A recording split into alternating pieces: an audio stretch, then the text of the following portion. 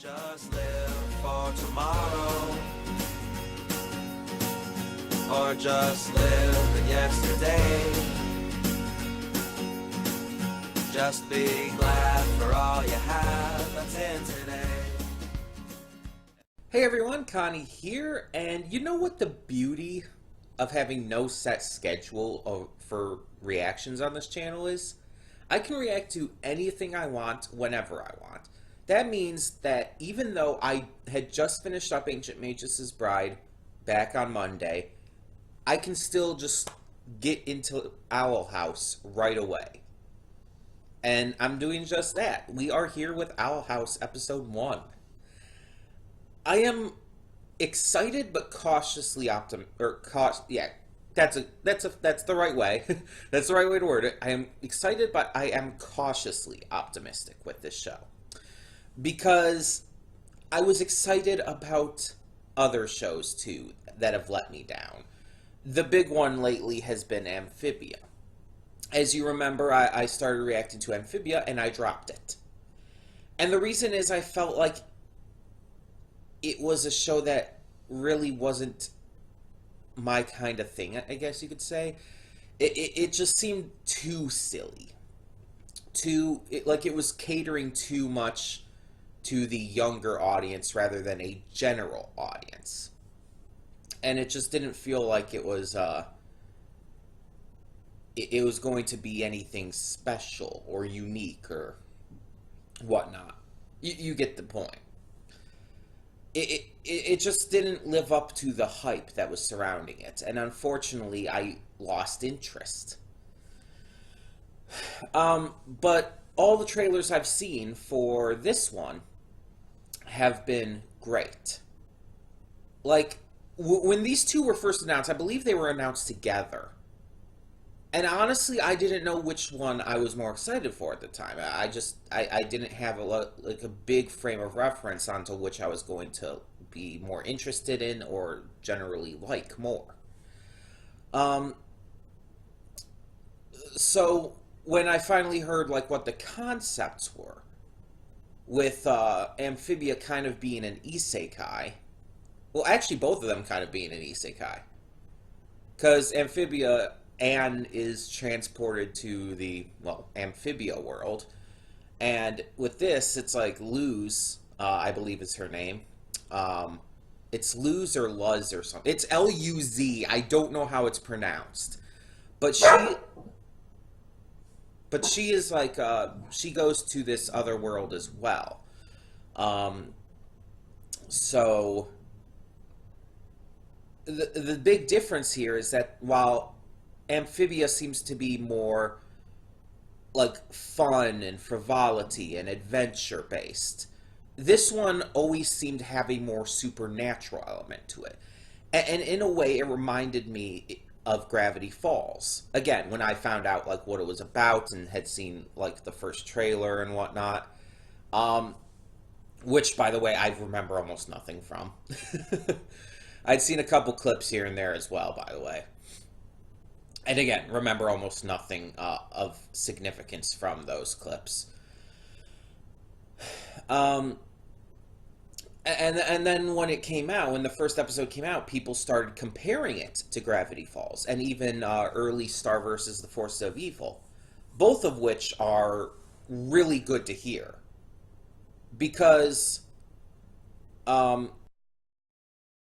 fantastic. It's just a really legitimately fantastic show, and my camera died, didn't it?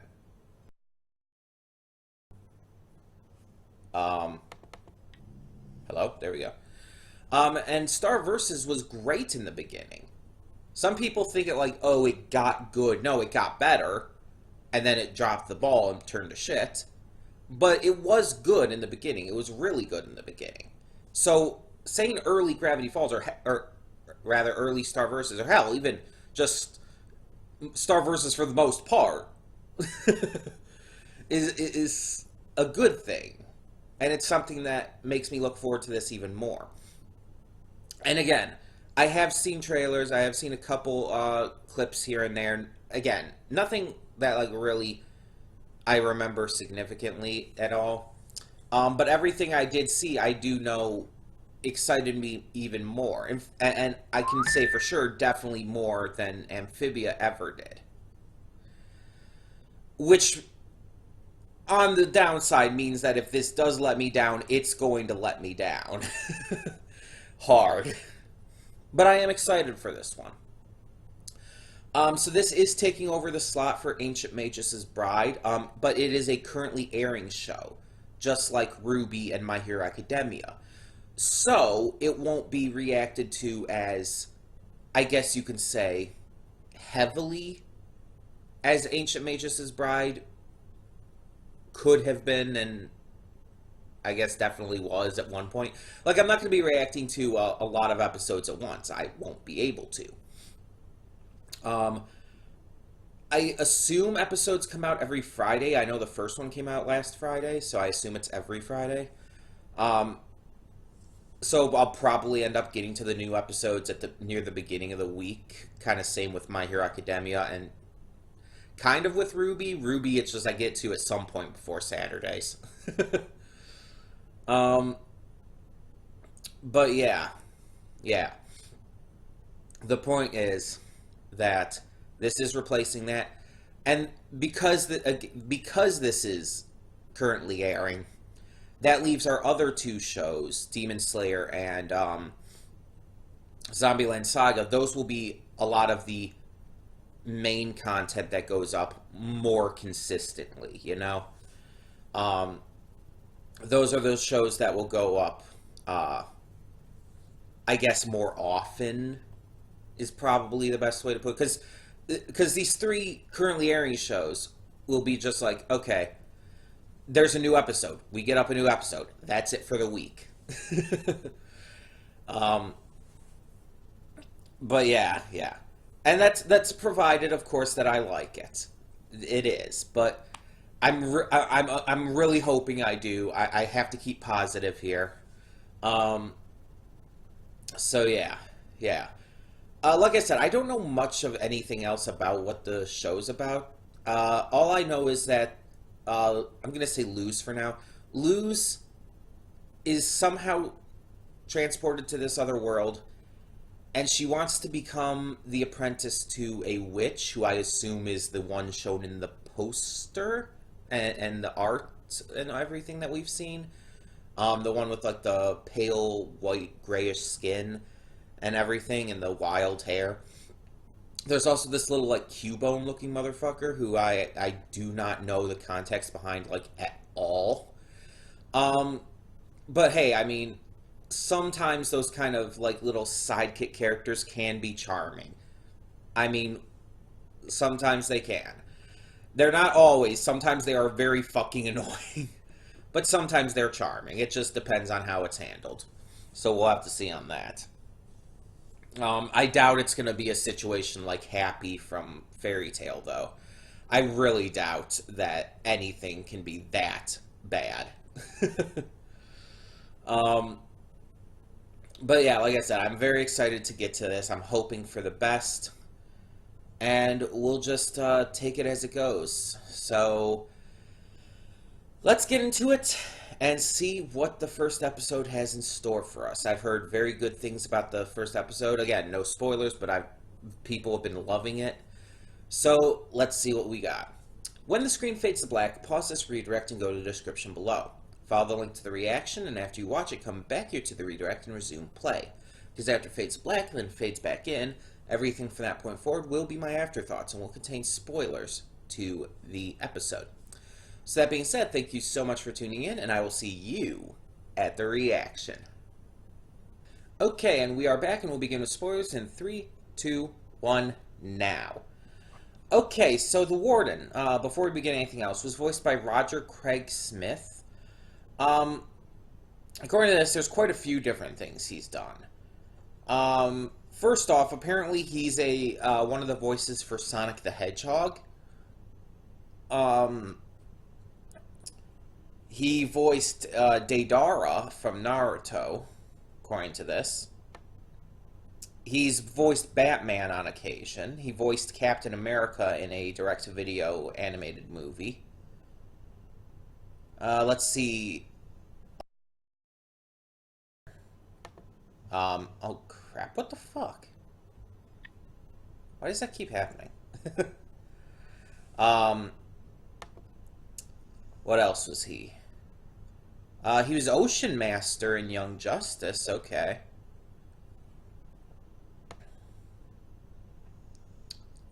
Come on, other stuff I know here. He was Sonic. He was Sonic in the Sonic Boom series as well.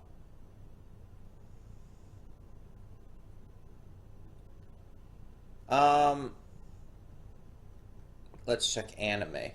Oh, he has multiple characters in Naruto and Naruto Shippuden. He was Shinji in Bleach. Okay. Oh, he was in Naoki Urasawa's Monster. That's interesting. So he's been in a few things like that I would recognize him from. It's just the voice he uses. He's Siegfried from the Soul Calibur series. But the voice he uses in this, I don't know. I guess it sounded like someone else, maybe. He's also Ezio from Assassin's Creed.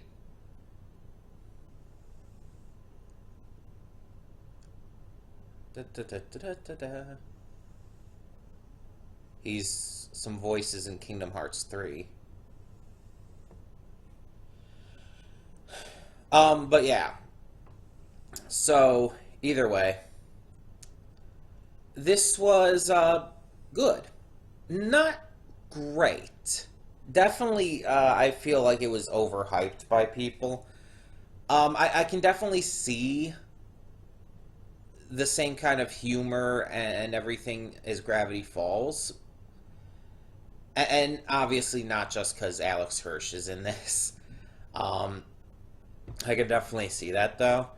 It definitely has a similar humor. It definitely has a kind of just general style to it. But it doesn't leave as memorable a first impression as Gravity Falls. And I'm not just saying this just to, like, oh, compare it to that and everything. It's like, oh, it's not as good as Gravity Falls, so it's not good. No. I'm just saying, people have been making the comparison. But for me, it wasn't as memorable, personally. That's just what I'm saying about it. But yeah, I think that this first episode definitely suffers from being, well, a first episode.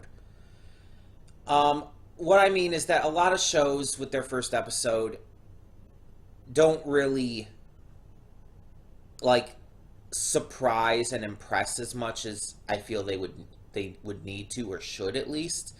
Because the main purpose of a first episode is to hook the viewer in. Is to hook the viewer in to get them interested in continuing. It's the entire point. But I don't feel this is, I guess this is comparable to the first episode of, like, Star Versus. It's good, but it doesn't hook me in that much. Which, again, comparing it to Gravity Falls, the first episode of Gravity Falls, like, hooked me in pretty much, like, within the first minute. So it's like, that definitely had a big one-up on this.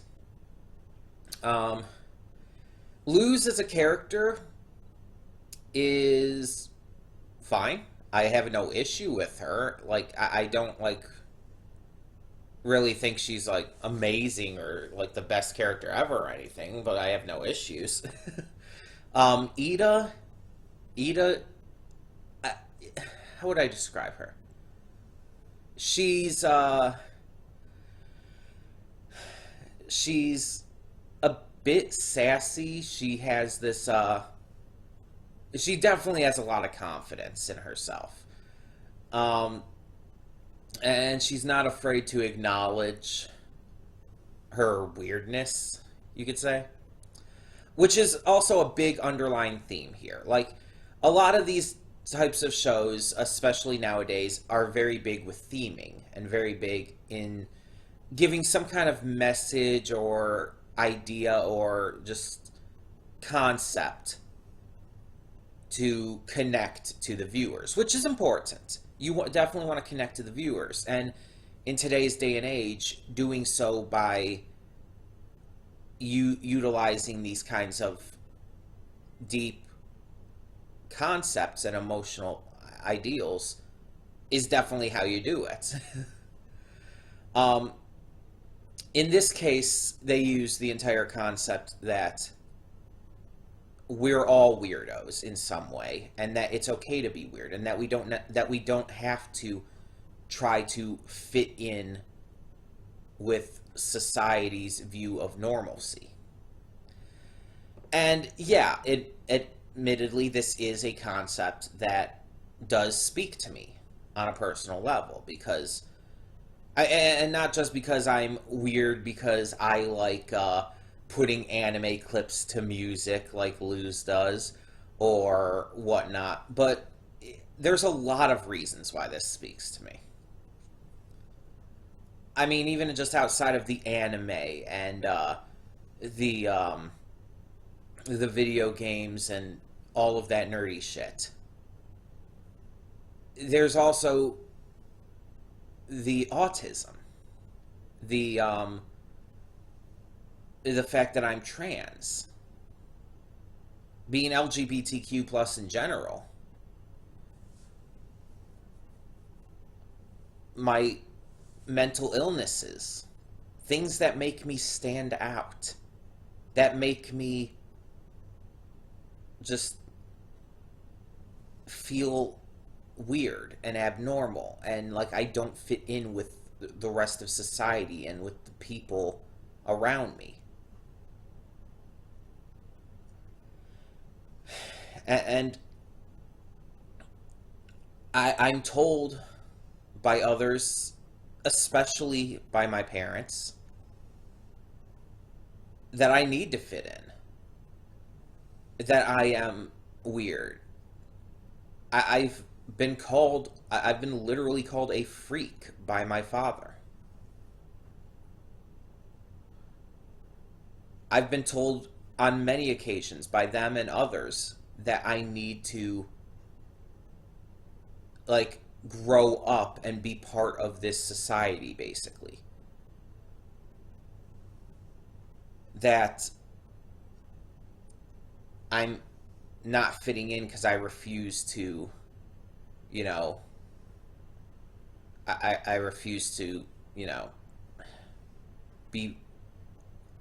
to follow societal guidelines on what's normal, what's acceptable, all of that jazz. And I've always hated that. It's always been so restrictive. And luckily I found plenty of friends, a church, and plenty of situations where I'm allowed to be me, where it doesn't matter that I'm weird. I mean, definitely with my church home, when my pastor is posting is posting on Facebook, sharing Spotify links to Mika songs of all musicians. But yeah, in all seriousness, like I do really feel for this idea that the show is clearly trying to get across. That being weird is not a bad thing. That being strange and different and all is not bad. But admittedly, there are limits that you have to have. You can't go too overboard with it. Like, honestly, Luz was. Like, here's the problem. The message is kind of muddled a little with the fact that Luz was setting a lot of snakes loose in a school, presumably accidentally, but still, that were attacking students. That's dangerous. That's not just weird. That's dangerous. So it's like, when she's doing that and everything, and when she's not even trying to take school seriously. It's like the message kind of gets a little muddled because it's not just being weird at that point. Like the anime, the AMV thing, the fact that she makes AMVs, that's fine, that's great. I make AMVs. But again, letting live snakes loose in a school, even accidentally, is not just being weird. That's just being irresponsible, honestly. So I'm kind of hoping that throughout this series and through working with Ida, Luz starts to realize this kind of thing. Starts to realize that it's okay to be weird. Be weird all you want. But you also have to learn to be responsible and acknowledge that some of your past actions may not have been the best.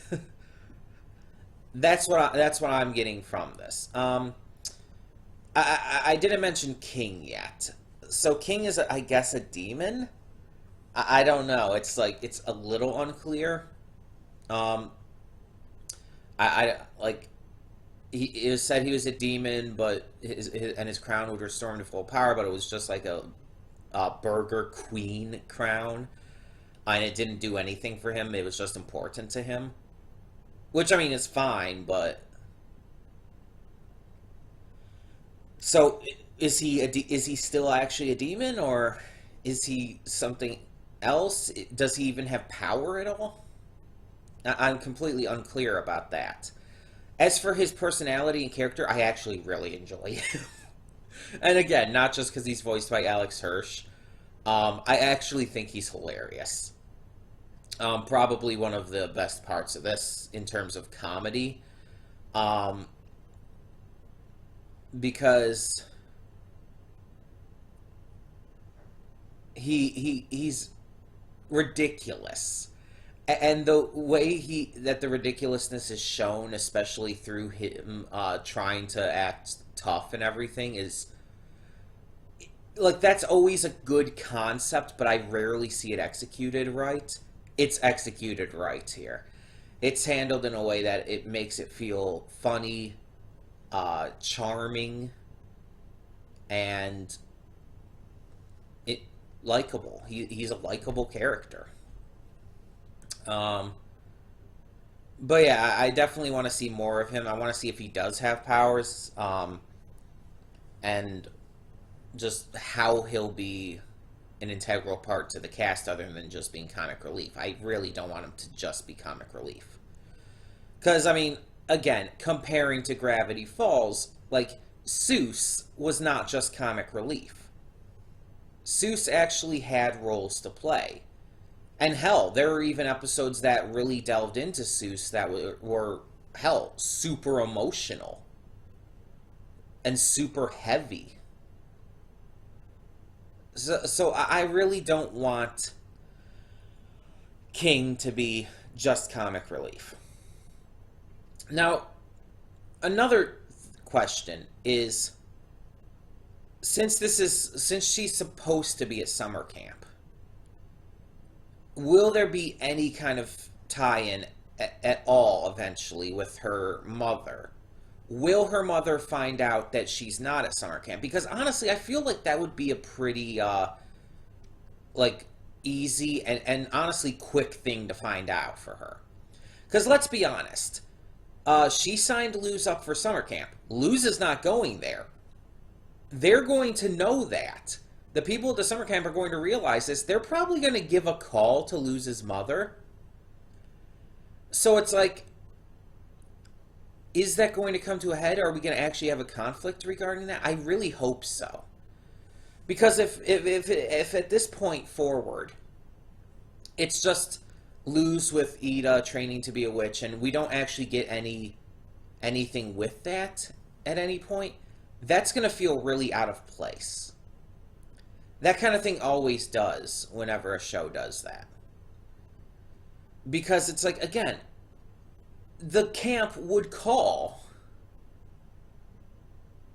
And I mean, I don't expect this to be like on the level of 12 Forever, where it's like, where Reggie went back and forth every day between the fantasy world and real life, her world. I don't expect it to be like that with Owl House, not at all. But I do want to see, especially if this is going to be like something in the same vein as Gravity Falls or Starverses. I want it to have that kind of realism, I guess you could say, for lack of a better word. I want it to cover those kind of things. I think that would be, hell, important. Maybe Luz's mother tries contacting her. It's like, the camp called, where are you? And Luz gets scared and doesn't answer. And maybe we even see, like, little parts where we see her mother back home freaking out trying to find her, like putting up posters and calling even the cops and stuff. I think that could be very good to show. Not only showing how her mother truly loves and cares for her and is scared shitless, I think it would be important for like this character arc for Luz to grow and whatnot, as well as just could lend itself very well to the series. Maybe at some point even Luz's mother could find out about what's going on, like legitimately find out, and end up accepting it even through some kind of circumstance. Maybe Luz reveals how much she grows and learns responsibility and stuff. And her mother is like, it is like, you okay, you can stay, but then like has like some has a mother moment with Ida and is like, you better teach her stuff and all. Like something like that could be really great. I really hope that they go through and do something like that, because if the mother angle is not brought up again, if the mother is never brought up again, and like it's just kind of a lost plot point, it's going to be a huge, not only a huge missed opportunity, but it's going to feel like a huge plot hole, especially with the end of this episode showing that Luz can still receive texts and presumably calls from her mother while she's here. The phone still works. It still connects. I don't know how, but it does. So it will feel like a massive plot hole if we don't get anything with that. But I will say that much more so than Amphibia, I can see massive potential here. I can see a huge, massive potential with this show to become something special. Maybe not as big as Gravity Falls, though you never know. But I could see it maybe becoming another Starverses. I could see it becoming pretty notable. It definitely, I feel, like I said, has much more of a chance of that than Amphibia. Yeah, I feel like it's going to be good. I don't know how good, but I feel it's going to be good. But yeah. Like I said, the first episode wasn't anything great yet. And a lot of shows suffer from that, so it's not like a massive deal yet. But it did hook me in enough to want to continue. So we shall. In the meantime, though, tell me what you thought of this episode down in the comments below. Tell me what you thought of Luz and these other characters, the humor, the voice acting, the art and animation, which, by the way, I didn't touch on. Art, fine, I have no issue with it. Animation, again, fine. Not as good as other shows I've seen, but I have no issue. Voice acting is good, sound design is good, all of that jazz. Tell me your thoughts, though, down below. And once again, thank you so much for tuning in. As I said, this is an ongoing series, so the next episode of which does not even come out till this Friday. and I will get to episodes when I can, which again will probably be early on in the week or something like that. Whenever I can get to them, first chance, basically. Um, so yeah, I'm hoping to see some good stuff going forward. And for now, I'm Connie and I'm signing off. See you all next time.